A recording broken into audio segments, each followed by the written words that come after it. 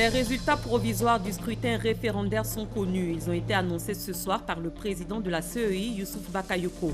Le oui l'emporte avec 93,42% contre 6,58% pour le non. Les fidèles catholiques de Fin ont été célébrés aujourd'hui à l'occasion de la Toussaint. Des séances de prière et de recueillement ont eu lieu dans tout le pays. Les hommes de Dieu ont prôné le pardon et la paix à travers cette commémoration. La conjonctivite, communément appelée Apollo, sévit dans le district d'Abidjan. La maladie est bénigne mais ne doit pas être négligée. Qu'est-ce que la conjonctivite et comment peut-on en guérir? Nous aurons des réponses dans cette édition. À l'étranger, l'armée irakienne a annoncé aujourd'hui l'entrée de ses forces à Mossoul pour la première fois depuis la prise de cette ville par le groupe État islamique en juin 2014. Bonsoir et bienvenue. Le président de la commission électorale indépendante, Youssouf Bakayoko, a donné ce soir les résultats provisoires du vote référendaire. Il s'agit des résultats consolidés des différents lieux de vote. On écoute le président de la CEI, Youssouf Bakayoko. Chers frères et sœurs, le dimanche 30 octobre 2016, les Ivoiriens se sont rendus aux urnes dans le cadre du scrutin référendaire organisé en vue de l'adoption de la nouvelle Constitution. Comme chacun a pu le constater, le scrutin s'est déroulé dans un environnement globalement apaisé sur l'ensemble du territoire. En cet instant solennel, permettez-moi d'adresser à chacune et à chacun d'entre vous mes chaleureux remerciements pour l'esprit de discipline dont ont fait preuve la majeure partie de nos compatriotes lors de la campagne électorale ainsi qu'au cours de la journée du dimanche 30 octobre.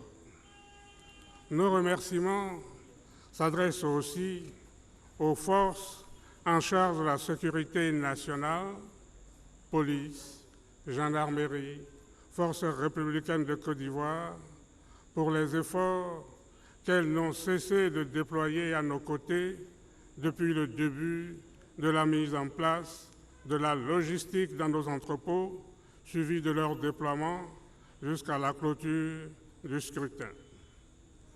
Tout en exprimant ces vifs regrets pour quelques malheureux actes de vandalisme relevés dans certaines localités, la Commission électorale indépendante tient à saluer l'appui des forces de sécurité qui ont fait preuve d'une grande maîtrise, laquelle a permis de préserver l'essentiel et surtout de sauver les vies humaines.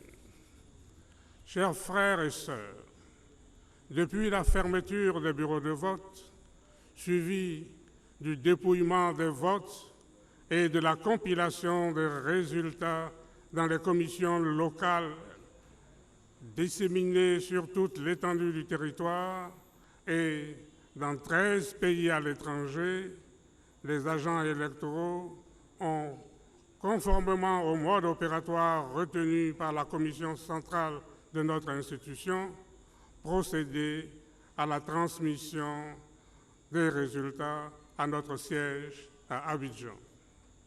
C'est ainsi qu'après la consolidation et la vérification de ceux-ci, je suis à présent en mesure de vous livrer les résultats recueillis. Nombre d'inscrits, 6 313 758. Nombre de votants, 2 678 601. Suffrages exprimés, 2 655 001. Nombre de bulletins nuls, 15 234. Nombre de bulletins blancs, 8 366.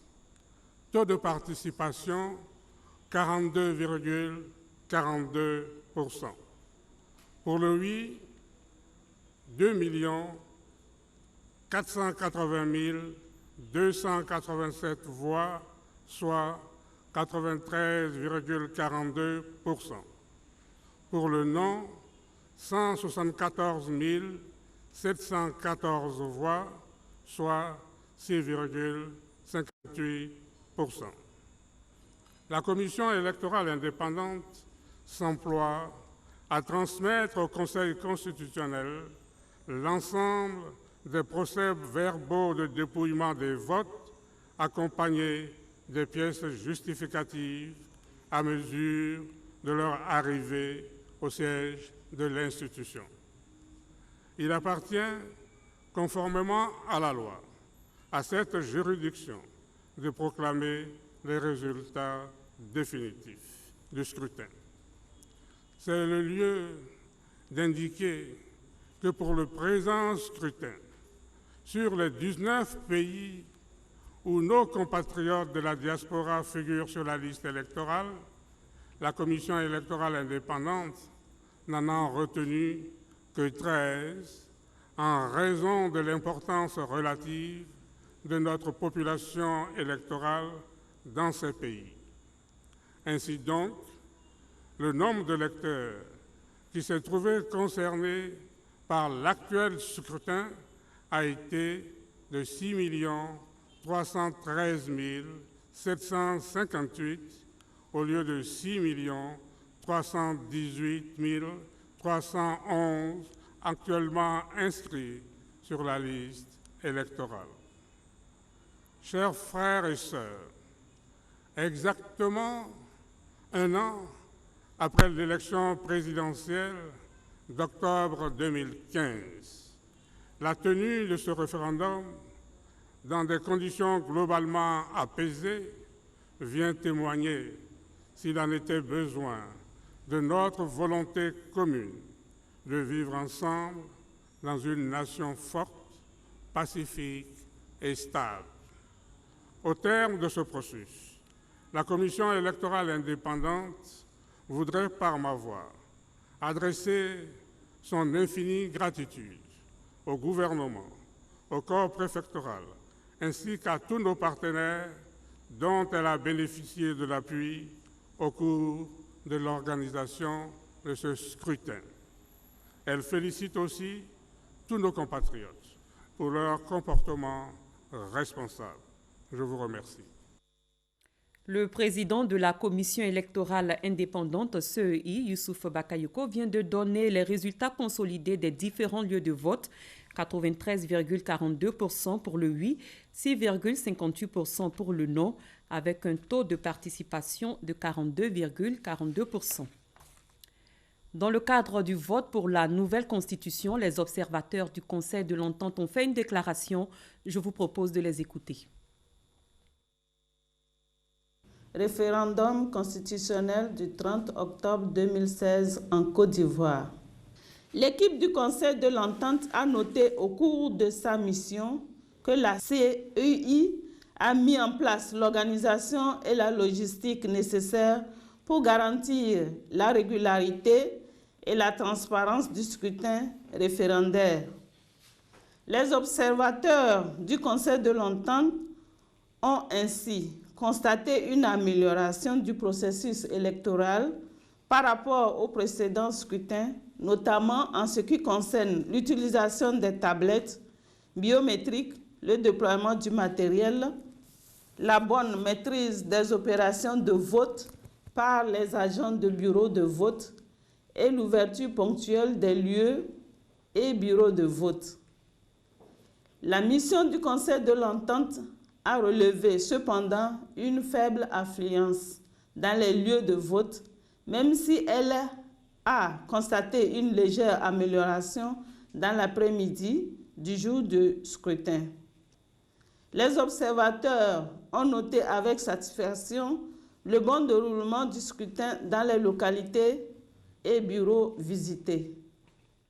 Nous changeons de registre pour parler religion. La Toussaint, commémoration des fidèles défunts, a été célébrée aujourd'hui par les catholiques dans le monde comme ici en Côte d'Ivoire. Notre reporter Malika Koulibaly a sillonné quelques églises dans le district d'Abidjan pour nous faire part de l'ambiance qui a régné au cours de cette célébration.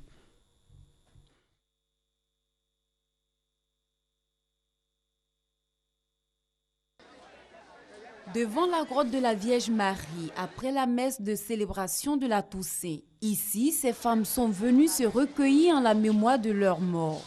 Pour les saints et tous saints, on est venu faire la messe à 8 h et on est en train de prier. On a fini pour venir devant la grotte pour prier aussi pour la Vierge Marie. À la paroisse Saint-Michel d'Adjamé, tout comme à la cathédrale Notre-Dame du Plateau et à la paroisse Saint-Jean de Cocody, les fidèles catholiques ont fêté la Toussaint. Cette fête en hommage aux morts mais aussi aux vivants. La fête de la Toussaint, ce n'est pas la fête des morts uniquement, mais c'est la fête à nous tous. On entend à nous tous, nous qui sommes des pèlerins sur cette terre, et ceux-là que nous appelons nos frères et sœurs défunts qui sont partis à la maison du Père, et ceux qui contemplent déjà le visage de Dieu. Cette fête nous permet de célébrer deux choses en tant que chrétiens catholiques. C'est d'abord notre avenir en Dieu, puisque Dieu nous permet par notre baptême de partager sa vie d'enfant de Dieu. Et aussi, cette fête nous permet de bénéficier, de nous rappeler que nous bénéficions de l'intercession et de la prière de ses grands frères, de ses grandes sœurs qui sont avec lui et qui partagent déjà sa gloire. Ce jour du 1er novembre est important pour les fidèles catholiques, eux qui savent qu'ils sont appelés à être des saints. Les saints sont là-bas, ils sont dans la plénitude de Dieu. Ils sont dans la béatitude d'aujourd'hui. Pour suivre le Christ, c'est le calvaire. Ne devient saint celui qui reste là et qui ne fait rien. Non, il faut suivre Jésus. Il faut être dans la dynamique d'amour du Christ. Et c'est ce que Saint Jean a fait. C'est ce que tous les autres saints ont fait. Comme son nom l'indique, la Toussaint est la fête de tous les saints. Et chaque 1er novembre, l'Église catholique honore ainsi ceux et celles qui ont été de leur vivant des témoins du Seigneur Jésus-Christ. En Côte d'Ivoire, c'est aussi dans la ferveur qu'elle a été célébrée. À Touy, dans l'ouest de la Côte d'Ivoire, les disparus ont été célébrés par les fidèles catholiques de Gabiadji. Les hommes de Dieu ont appelé à prier pour la paix dans le pays. Herman Niamier. Jour de miséricorde, mais aussi d'action de grâce, car Dieu, les anges, la Vierge Marie, Jésus et même le Saint-Esprit sont en train de se réjouir. Alors, il faut que les cœurs soient remplis de paix, d'unité et d'amour. Ces propos sont de l'évêque Eric Nda, représentant du vicaire général du diocèse de San Pedro, à l'occasion de la célébration de la fête de la Toussaint à Touy. Pour cette célébration, qui marque aussi la prise de fonction officielle du révérend père Éric Stéphane Ouedraogo. Au nouveau curé, nous disons beaucoup de courage. C'est un prêtre rempli de sagesse qui a été bien formé et qui pourra apporter beaucoup. Quand je vois mes paroissiens et tout ce monde venu d'ailleurs, de partout, venu me soutenir, en tout cas, je pleure de joie. Plusieurs fidèles chrétiens catholiques ont pris d'assaut la paroisse Saint-Michel de Touy pour prier Dieu afin qu'il facilite le repos des âmes de leurs disparus. Ils ont aussi prié pour que la paix, la cohésion sociale et la réconciliation règnent en Côte d'Ivoire. Chants, danses et louanges à Dieu ont marqué cette fête dédiée à tous les saints. Il a servi pendant 2 ans en Côte d'Ivoire. L'ambassadeur d'Israël, Issi Yanouka, a fait ses adieux au ministre des Affaires étrangères. Albert Mabry-Touakeus l'a fait au nom du président de la République, commandeur dans l'ordre national. Le diplomate israélien a présenté ses lettres de créance au président de la République en 2013. Cet anthropologue a permis au monde entier de connaître la culture ivoirienne, notamment celle du peuple sénoufo depuis les années 90, précisément à travers ses travaux et expositions. Le professeur Thiel Foster a été élevé au rang d'officier de l'Ordre du mérite ivoirien par la grande chancelière Henriette Dagri-Diabaté. Avec ses recherches, il a fortement contribué à briser les stéréotypes et préjugés sur l'Afrique. En santé, nous nous intéresserons à la conjonctivite, une maladie caractérisée par des yeux rouges et larmoyants. Communément appelée Apollo, elle est bénigne. Mais cette inflammation de l'œil ne doit pas être négligée car des complications peuvent survenir. Ami Sissoko. Rouge et larmoyant, une sensation de sable sous les paupières, des démangeaisons, des paupières collées au réveil. Voilà quelques-uns des symptômes de la conjonctivite, communément appelée Apollo. Cette maladie des yeux sévit actuellement dans le district d'Abidjan. On appelle conjonctivite l'atteinte inflammatoire de la conjonctive. La conjonctive étant donc cette membrane qui tapisse la surface du globe oculaire dans sa partie blanchâtre visible, mais aussi la partie postérieure des paupières. Certaines infections, certains germes, ces germes-là, ça peut être des virus, ça peut être des bactéries, peuvent entraîner des conjonctivites. Certains produits que nous utilisons au quotidien, cosmétiques, certains agents chimiques peuvent attaquer l'œil et entraîner une conjonctivite. La poussière peut intervenir dans le sens d'aggraver une réaction allergique au niveau de la muqueuse conjonctivale et être à l'origine de la conjonctivite. Il existe plusieurs types de conjonctivite. La conjonctivite bactérienne, allergique, chimique et virale pour les plus connus. Celle qui sévit actuellement est la conjonctivite virale. Essentiellement, 2 virus sont mis en cause, les entérobactéries et les adénovirus. Nous avons constaté depuis ces 2 derniers mois un nombre croissant de patients atteints de conjonctivite présumée d'origine virale, des patients venant des collectivités scolaires principalement, mais aussi d'adultes. Et ce nombre est de plus en plus croissant, tendant vers un mode épidémique. Au CHU de Treichville, pour cette dernière semaine, on peut estimer à un patient sur 20 qui est donc atteint. La conjonctivite virale est très contagieuse. La contamination se fait par les contacts humains. Principale source de contamination, les mains. J'ai été contaminée par un de mes camarades. Il avait la conjonctivite et il a frotté ses yeux. Et après, il a attrapé un bic qu'il m'a donné et que j'ai utilisé. J'ai frotté mes yeux aussi. C'est comme ça que j'ai eu.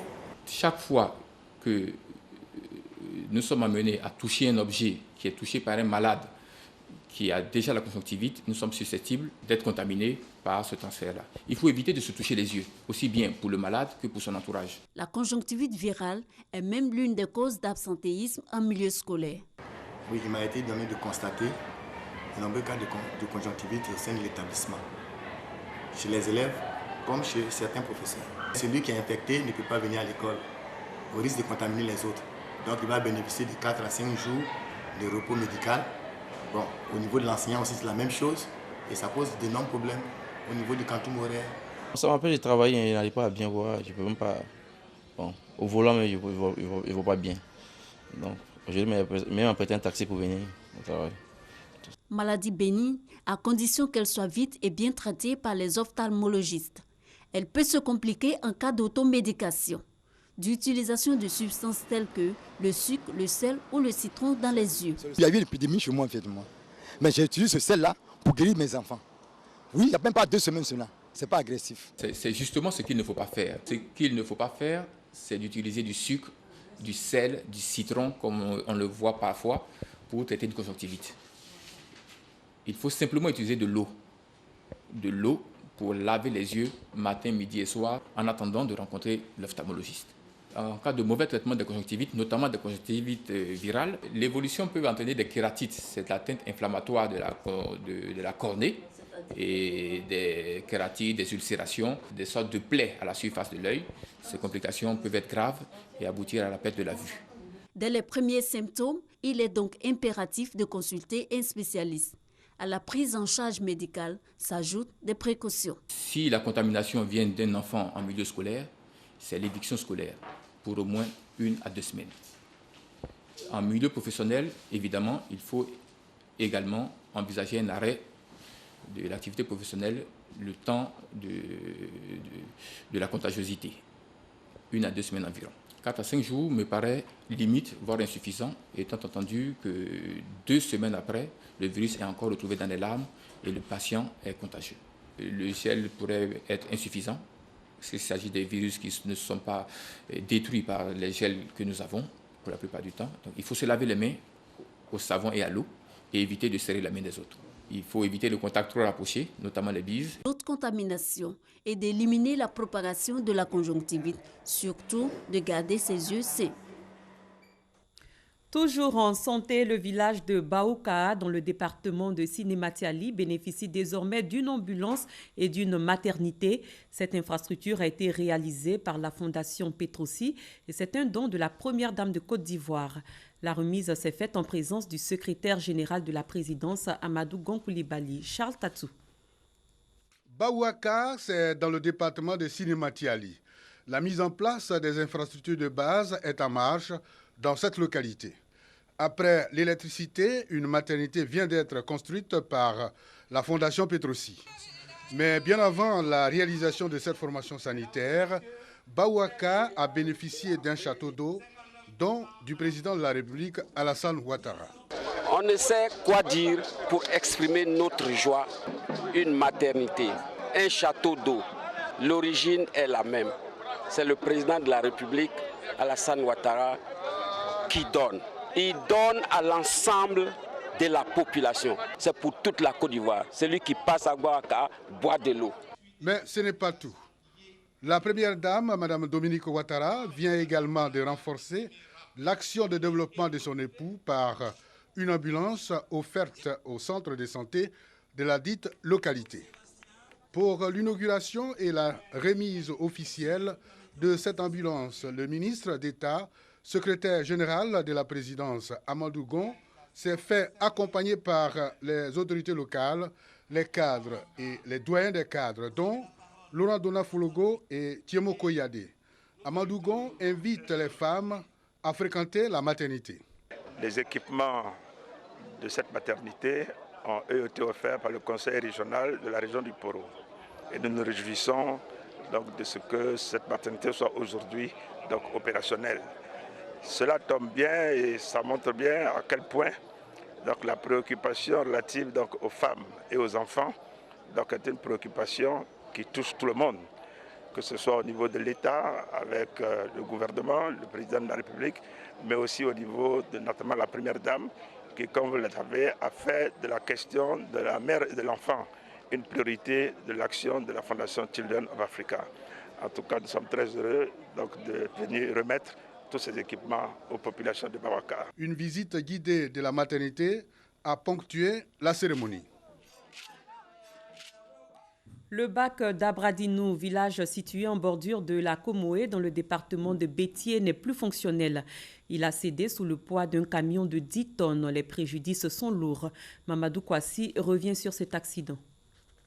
C'est une population d'Abradinou complètement désemparée qui a appris ce vendredi 28 octobre la panne de son bac. À l'origine, un camion de 10 tonnes d'une société de travaux publics dont le bac n'a pu supporter le poids et qui a terminé dans le fleuve. Le bac, on prend des risques. Et avant-hier, on a eu au moins un véhicule qui est tombé dans l'eau. Le chauffeur a failli mourir. Si on gagne le poids aujourd'hui, on est content et vous aussi, ça vous arrête. Vous êtes venu à véhicule. Regardez aujourd'hui, le véhicule est resté derrière. S'il y avait un pont, vous allez passer. Lorsqu'il montait, il faut se monter. Donc on a accosté pour qu'il puisse bien redresser. C'est en redressant qu'il y a eu un naufrage. Il faut changer rapidement les matériels gâtés. On a un problème de poulies. Il y a deux poulies qui attrapent le bac. Pour ne pas que le courant d'eau emporte le bac. Il y a un qui fonctionne et l'autre ne fonctionne pas. Donc on fait avec. Quand l'eau monte, on doit arrêter le bac, même puisqu'il y a un dispensaire. Il y a l'ambulance qui est là. Aujourd'hui, le camion de 10 tonnes et une moto séjournent encore dans les profondeurs de la Comoé. Distant de plus de 300 km d'Abidjan en passant par Bengourou, ce sont 160 km qu'il faut parcourir pour atteindre Abradinou et 193 km pour Béti en passant par Yakassé à Tobrou, soit 150 km en moins. Autant dire que ce bac est plus qu'utile en attendant mieux. Depuis que ce bac a été installé le 15 mars 2014, il est devenu le trait d'union entre Abidjan et le sud de toute la région Diablé-Indénié. Tous les villages qui sont dans le département de Bétier et au sud du département d'Abengourou passent par Abradinou, passent par ce bac pour aller à Abidjan, en passant par Yakassé à Tobrou. Ce bac donc est devenu très utile pour nous.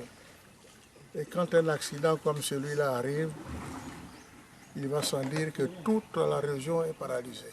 Nous tenons beaucoup à cette évolution sur le trafic et sur l'utilisation, l'implantation de ponts métalliques à Bradelo.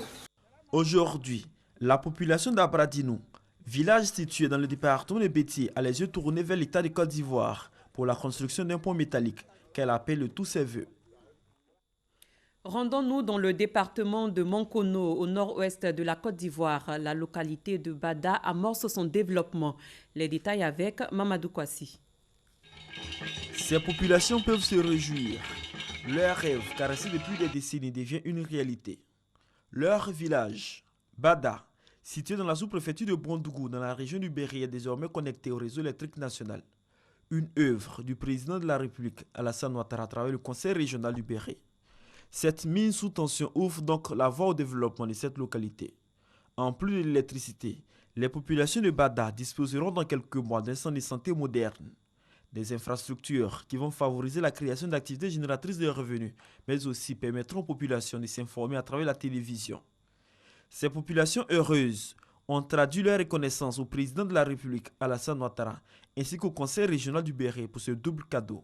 Abdelkader Karamoko a rassuré la population des actions de développement en leur faveur. C'est pourquoi il les a appelés à la patience, car de nombreuses initiatives sont en cours afin d'améliorer considérablement le quotidien de l'ensemble de la population de la région du Berry. Le président du conseil régional a rappelé les actions dans le domaine de l'éducation, avec la fourniture en tabac aux écoles de la région. La dégradation de la voie principale menant à leur village est l'un des soucis actuels des populations de Bada. Abidjan abrite désormais le bureau régional d'Endeavour Mining, un groupe canadien d'intermédiation et de production d'or. Il se positionne comme le plus gros opérateur minier dans le pays, avec une production annuelle de 8 tonnes. Son bureau régional a été inauguré le 27 octobre dernier par le ministre de l'Industrie et des Mines, Jean-Claude Brou. Jean-Jacques Kwame. Implanté dans 4 pays de l'Afrique de l'Ouest, c'est Abidjan, la capitale économique ivoirienne, que le groupe canadien d'intermédiation et de production d'or a choisi pour l'ouverture de son bureau régional. Si on ajoute à cela la qualité des infrastructures, les services, l'expertise et l'hospitalité des Ivoiriens, il devenait évident pour notre groupe d'installer notre siège régional à Abidjan. Vous l'avez compris, nous sommes là à Abidjan pour longtemps, pour grandir encore en Côte d'Ivoire. Aujourd'hui, le groupe est considéré comme le plus gros opérateur minier en Côte d'Ivoire, sinon s'en tient à la production de ces 2 mines d'or, notamment les mines d'Iti et d'Agbaou, qui produisent plus de 8 tonnes par an. C'est pourquoi le ministre Jean-Claude Brou, parrain de la cérémonie d'inauguration, s'est réjoui de l'ouverture de ce bureau régional avant de rassurer le groupe que le gouvernement mettra tout en œuvre pour le bon déroulement de ses activités en Côte d'Ivoire. Je voudrais souhaiter vivement qu'avec l'inauguration de ce siège régional, le groupe Endeavour Mining poursuive encore davantage le renforcement de sa présence dans le secteur minier, bien sûr, mais également dans d'autres secteurs, notamment le secteur industriel, pourquoi pas. L'objectif étant, à travers une activité intense, de découvrir peut-être d'autres mines encore de classe mondiale. En 2016, les montants investis en Côte d'Ivoire par le groupe canadien sont estimés à 8 milliards de francs CFA. La Commission nationale du mécanisme africain d'évaluation par les pairs était en conclave à Grand-Bassam. Les travaux ont porté sur l'appropriation par ses membres du plan stratégique 2016-2020. Une dizaine de recommandations ont été faites. Hermaniamier. 3 jours de réflexion aux membres de la Commission nationale du mécanisme africain d'évaluation par les pairs CNMAEP pour se doter d'un plan stratégique 2016-2020. Il s'agissait pour le président de cette structure, Bernard Konan, les membres de la Commission nationale et les parties prenantes en collaboration avec le secrétariat national au renforcement des capacités, d'échanger afin de faire des propositions à même de favoriser la bonne gouvernance. Au terme des travaux, une dizaine de recommandations ont été faites en vue de permettre à la CNMAEP de remplir ses objectifs, entre autres, amener les pays membres à adopter des lois politiques, normes et pratiques conformes aux principes de la Déclaration sur la démocratie, la gouvernance politique, économique et des entreprises. Ces recommandations portent essentiellement sur l'intégration du genre au niveau des indicateurs d'identification, des parties prenantes au processus MAEP, la désignation des points focaux au sein des parties identifiées, de même que leur élargissement aux collectivités territoriales, aux chefs traditionnels et aux mutuelles. À l'étranger, en Afrique du Sud, la justice étudie un recours du président Jacob Zuma pour bloquer la sortie d'un rapport explosif. Ce rapport très attendu sur la corruption au sommet de l'État a été rédigé par la médiatrice de la République Thuli Madonsela. Au cœur du document se trouve la famille d'affaires Gupta, proche du président et soupçonnée d'intervenir notamment dans la nomination de ministres. L'armée irakienne a annoncé aujourd'hui l'entrée de ses forces à Mossoul pour la première fois depuis la prise de cette ville par le groupe État islamique en juin 2014. 2 semaines après le début de l'offensive, le 17 octobre, les forces d'élite ont pénétré dans l'est de la ville, prenant position dans le quartier de Judaïdat al-Mufti. Les forces irakiennes avaient déjà repris plus tôt dans la journée un village juxtaposé au quartier est de la cité ainsi que le bâtiment d'une télévision. Au Pakistan, au moins 11 personnes ont péri et une soixantaine ont été brûlées dans un vaste incendie provoqué par l'explosion aujourd'hui d'un fût de gaz à bord d'un pétrolier en cours de démantèlement. L'accident s'est produit sur le chantier naval de Gadani, dans la province méridionale de Baloutchistan, à une 50aine de kilomètres de Karachi. C'est la fin de cette édition. Merci de votre aimable attention. Très bonne fin de soirée sur RTI 1.